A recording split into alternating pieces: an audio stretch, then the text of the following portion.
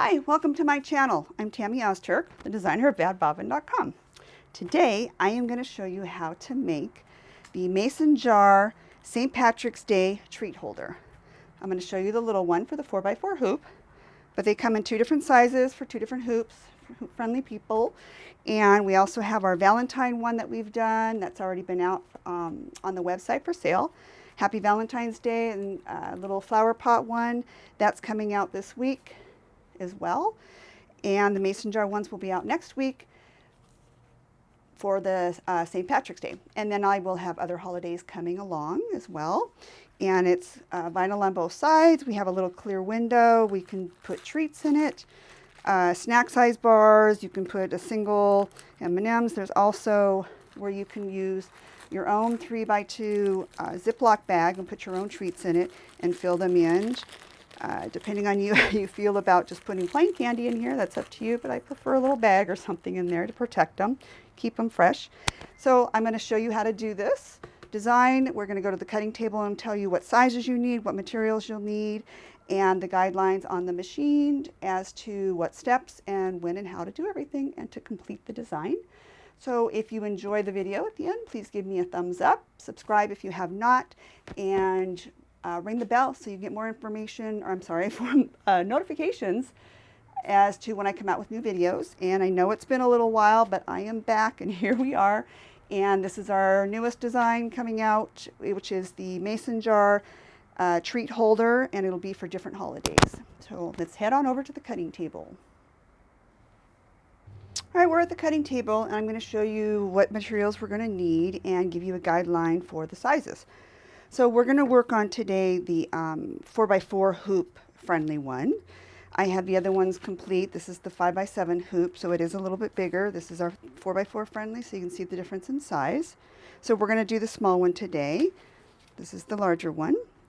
And for this size, for a 4x4 hoop, and you can also use a larger hoop, I am going to use a larger hoop, the 5x7 hoop, and I'm going to push it to one side and show you that we can get two actually of the 4x4s in one frame by just manipulating and moving it to the side of your frame. If you're on a single needle, instead of flipping your frame, you'll just go back into your program and slide your design all the way to the other side of your frame. So we need clear vinyl. You can use any gauge that you want. The thicker the gauge, kind of the better it is. This will be a 2.5 by 2 1/4. It can be larger because we will be cutting it down. We just want to make sure you're at your minimum measurements, so you'll be covering it. And you'll need 2 pieces of vinyl. You can use any color, any type. This one here happens to be a glitter vinyl that we kind of used for this one. I used pink on this. We can use green. You can even try to get away with clear if you want to pick out ahead of time all your stabilizer, but I'm sure a clear one would probably look pretty neat too. So for the smaller one, for the 4x4 hoop, you'll need a 4.5 by 3 inch piece. You'll need 2 of them, one for the front and one for the back. And then our clear, you'll need your regular tools. We've got our scissors. You will need a small pair of the pointed scissors when we go to cut the inside out in here, making sure that we don't cut the clear. So I'll explain that when we get to that part. So for our larger one, the size for the vinyl on that would be 4 inch by 5 3/4. And the clear part would be 3 1/4 by 2 3/4. So most of the designs will come with instructions of this sort that you can print out. This one's for the small, so it kind of tells you what size we need for the vinyl and the clear. When it comes to this little one here, this is our smaller heart, well, I call it the flower pot for Valentine's, but there will be one with flowers for Mother's Day. So I will be making these, like I said, in different holidays. So this one here also does have its own instructions with the sizes of the vinyl that you need for this one. So this is the small 4x4 friendly. And we will take everything over to our sewing machine. And it's very quick and easy, simple steps. And I'll show you how we can do that. Whoops, sorry, forgot to tell you about your little treats. So pretty much any of the snack size will fit in them, or you can get your little 2x3 baggies from different places, Amazon, Joann's, Michael's. They have the little small baggies. fill your own treats if you want in them. If you don't want to buy the snack size or have them, they, you know, they would slip right in. Obviously, these are hearts, so these would be Valentine's Day. But they go right in, and the bag will slide, and then the little treats will show through the window. So something like that.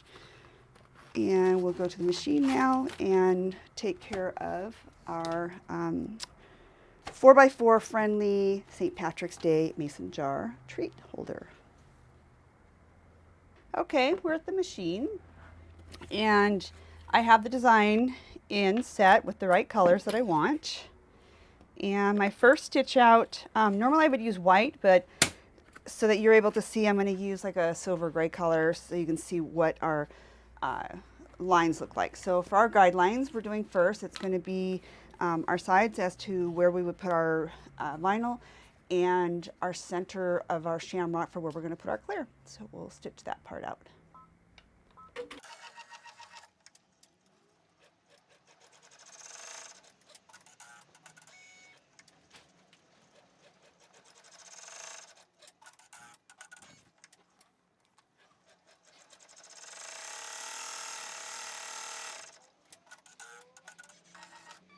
All right.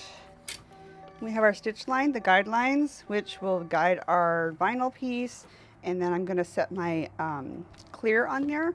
I'm going to trim this little back part of our threads here on the end. I don't want them to stick out or extra sew on our clear because we're going to need that little window. Whoops, so we can see.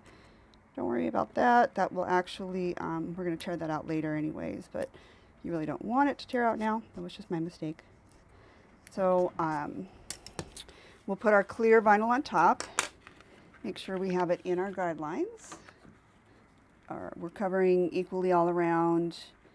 And then I'm going to take some just masking tape just on the edges for now, just to kind of keep it down, keep it taut. And on this side, just on the edges, try to stay out of our stitch line. There we go. And I'm going to pop it back in the machine, and we're going to stitch out the tack down for our clear. That's the tack down for our clear little window.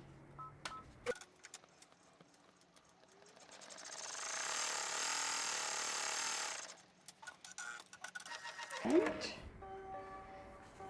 And we have it all tacked down. Everything turned out good. I'm going to do the same thing again. Trim a little bit of those threads back there. We'll get to that part later of tearing that out. And I'm going to take my tape off gently. You want to do it carefully so you don't tear your tear away and that we don't pull our little clear through, because it's only being held by just that stitch line. So I want to cut fairly close, but not too close. I just want to make sure it's going to be out of my final stitch line of the mason jar. Sides of it, so that it doesn't, the clear is not sticking out. I mean, I'm sure it's not that big of a deal if it does. It's clear and it won't be seen. You're just going to have a little extra to cut. But I want to make sure at least the sides are cut well. There we go. That way. So I've got my clear, and you can tell that I've cut it around just to kind of keep it within our guidelines. So now we're going to place our first piece of our colored vinyl on top, or any color you want to use. We're using green for St. Patrick's. And because of the 4x4 frame, I didn't do the top and bottom, just so that you would have some guidelines. You can go over your lines. These are just your minimum lines. So we want to make sure we're in between the top and the bottom, and then on our sides. So we're going to do the same thing, is securing it with some tape. This one I do not secure with any type of spray or any type of stick glue or anything. I don't want to do that because we don't want to go over the clear plastic. We don't need it to stick to our stabilizer. We want some of it to pull up. So I'm just going to secure all four sides on the edges and make sure we're down and secured. So we're secured. Back side looks like that. Nothing on the back yet. And I'm going to go ahead and put it back in. And in some of the directions, it'll tell you which number through which number is going to be the actual design part before we have to stop. So really quick, like on the Valentine one, it states that step 3 through 5 stitches out the design, which is the bow and the designs and the heart, or I mean the lettering and the hearts. So some of them will have a little bit more design to them, kind of like the little flower pot one. Actually, steps 3 through 10 are stitch out design parts. So that's why we'll have directions on most of them as to how many steps. But usually the very last step is going to be the step where you're going to add your back piece. So everything in between will be part of the design. So we're going to continue forward. Steps, what is this, 3 through, I think, 5 or 6. So it'll stop right before our last step. Here we go.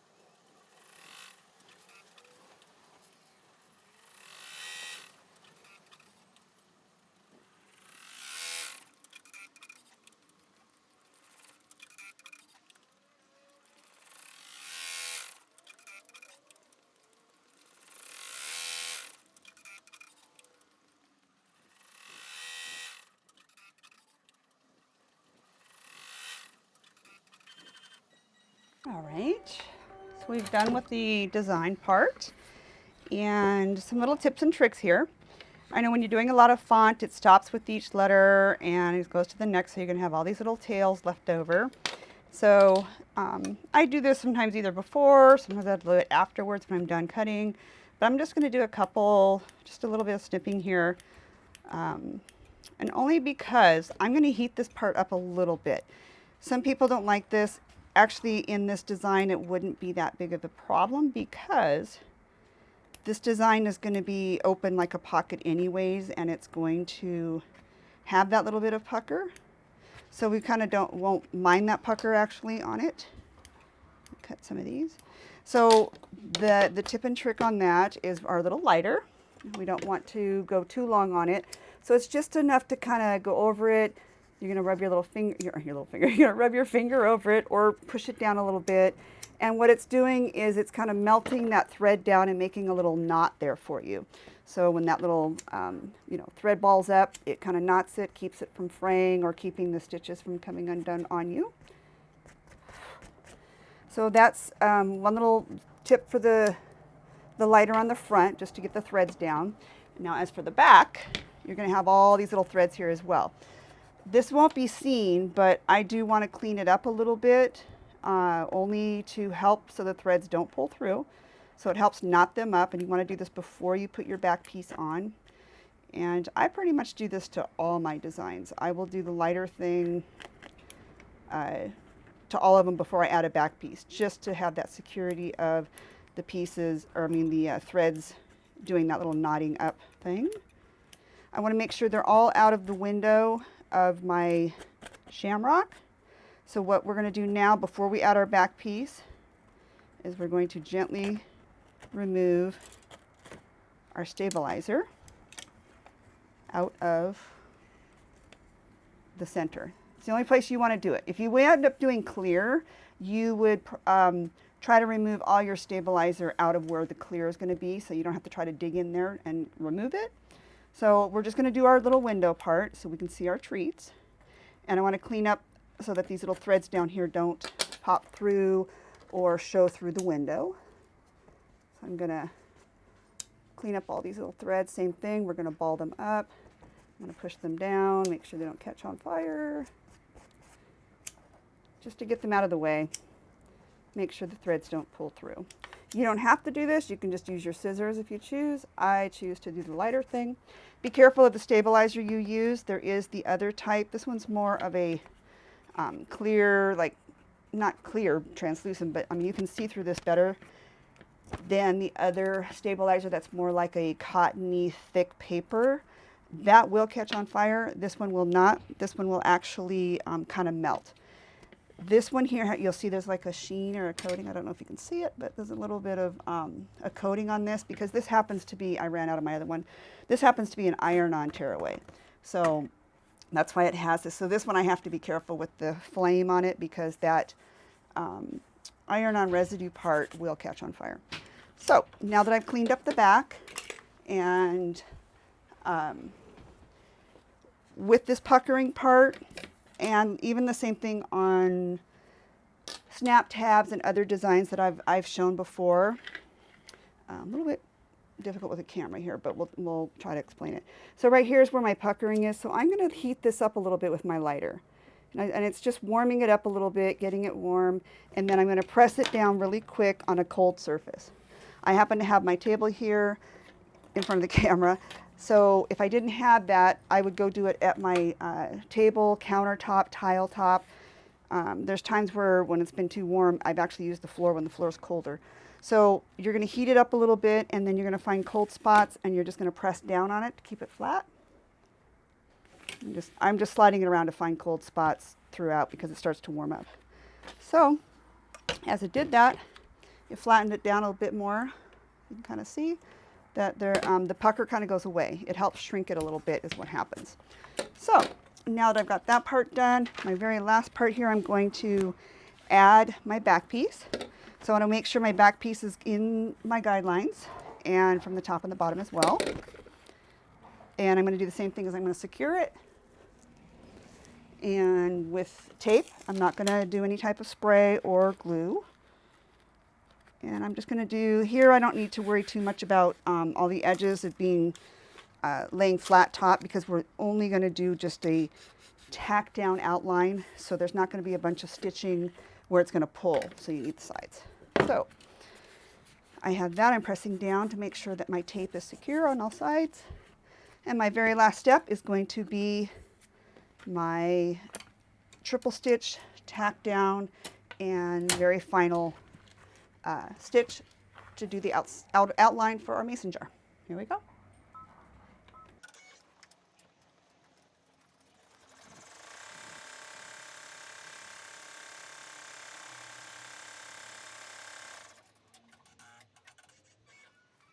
All right, very quick, simple, final.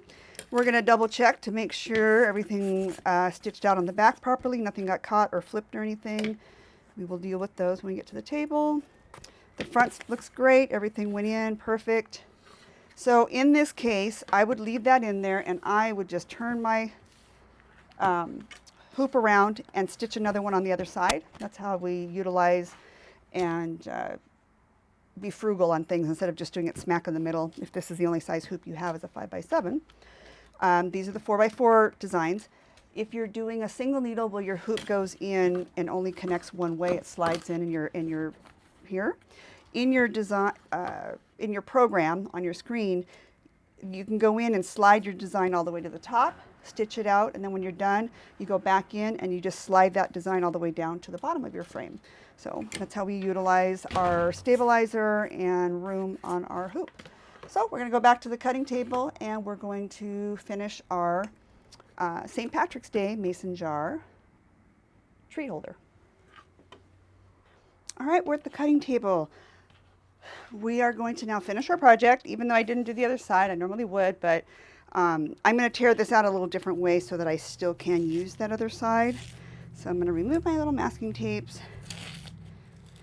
And this is the difference of your stabilizer. So this stabilizer I'm using, it's kind of like a little more crispy. So it'll allow me to remove this without completely destroying it. So the way I'm going to do this is I'm going to hold this down in here and then I'm just going to like pull up my sides and I'm just going to gently pull it apart away from it. And as I hold this, it's still going to be in my frame. And then I'll come inside, I'll end up clearing all the extras. So I still survived. I still have this part. Since there's not a lot of stitching, or you can do just a simple snap tab on this side if it's not a lot of stretch or pull, and still be able to use this side. So put that away or to the side. And then I'm going to come inside in between here and anywhere because it pretty much clears up really good. The stabilizer kind of, I don't have a lot of leftover, I'll tell you that. So it cleans up very well. And I get that out of there, just a little bit there. And then up to you if you want to kind of clean up a little bit inside here on this part, because as it's used and candy and stuff gets slid in and out, the stabilizer can start to peel off, especially this one. The stabilizer is pretty, like I said, it's crisp, so it'll come out pretty easy. As to how much you want to go actually in and dig and remove is up to you. You really don't have to. It's not going to be seen. Not sure how often or how much these little pockets will be used as well. You know, some gifts people like and they keep them. Some it's just like that, or they may reuse, re-gift to the next person. So I'm just going to get most of my stabilizer out, pick some of it. I'm not going to dig in and get a whole bunch more, really.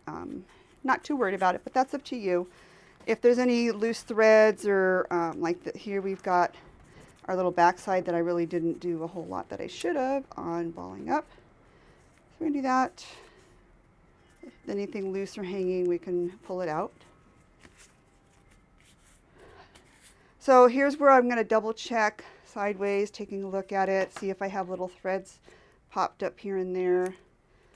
I'm going to trim them, and I'll also use my lighter to singe them. So you can see this one here. And we're just going to hit it, shoot, and that's what it does. It just kind of sucks it up, and then we push it down. So not too much, got most of it done ahead of time before we actually stitch. So this is just double checking. And then we do have our little backside when we did our final.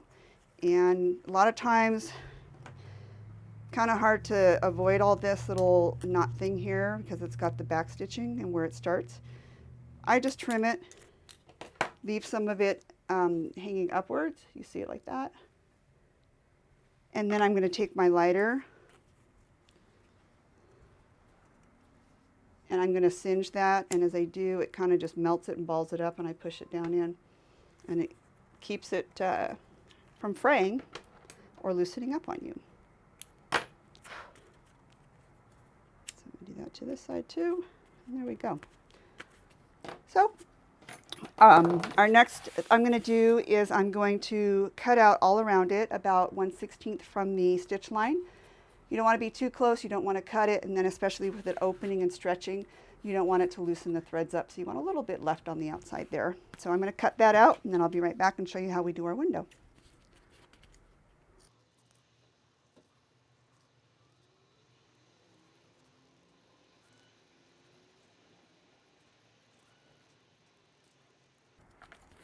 All right. Remembering when we do cut, you want to keep your scissors upright and keep your arm like towards your side. And we want to move the project, not our scissors. And as we're cutting, we want to keep our project up into the inside of your blades. So as you cut down, you'll slide your scissors back up instead of cutting and leaving your vinyl, because each time that you do, you end up either having a sharp edge or you end up starting to cut somewhere else instead of your continuous line you started. And then here, because it wasn't attached, it slid just a little bit, so we have a little bit hanging off, so I'm just going to do a little slight trim here. Really wasn't much, but there we go. So I have that done. Now our next part is a little tricky, and this is where we come in with our pointed scissors. Actually, so you saw the hemostats were to dig out any stabilizer if you needed to. Always a handy tool to have. So what I'm going to do is I'm going to start at the bottom. Same thing like I did at the heart. I started at the bottom and did the wedging in and then went around. The curve makes things so much easier for things that are curved. Same thing what we did with when I did this shamrock. So when it comes to points, when it comes to the point of something, that's where you go past the point and you can snip it, and then you'll turn the project and then you'll continue back the other way to keep your point. That's kind of like the only time you're really going to snip your scissors is when you need a point. Otherwise, the same thing as your larger ones, you want to just continue open, little cut, and continue to open. Sometimes on these smaller parts, when it's really hard to get in there, you'll snip by accident. If that happens, then you just kind of guide your scissors back up in there. So with the smaller one, you can kind of do this and fit your fingers inside and kind of feel where it is, so that as you start to put this blade or your tip in sideways, that you don't get through your clear. So you don't want to pierce through the clear part. So you can do that with your fingers, or just kind of hold it and kind of just do a little wiggle to get the point in. And as you feel it going in, you can kind of tell if you're actually hitting both pieces. And then I feel inside, you can crunch it down, and I can feel that the blade is actually on top of the clear. So I have not gone through the clear, so it's on the other side. I can feel it. So I'm going to go ahead and cut on this one, and I'm going to go past it. So I went past only so I can get another sharp edge going back in. And this one I'm going to be really close. This is like not on that stitch, but you want to be really close to the stitch. And then I'm just going to start and then do, like I said, I clip by accident, but want to make sure I'm under. I have that clear vinyl in between. So there's my clear vinyl still. We can kind of see it shiny. So I have not cut through it. And in the beginning, when you don't have a whole lot of room, it's going to be really hard to cut. So we're going to go around. This one's a really tight, small one. So we're going to go around it. And I'm going to have another point here, so I'm going to go past it. Makes it a little easier to cut. And I'm going to start my next point. And we want to try to be even all the way around towards our stitches. This one's kind of a little bit easier because we get to cut past and make our points. So we can spread back our vinyl. And the same thing, we're going to go around, try to make it even.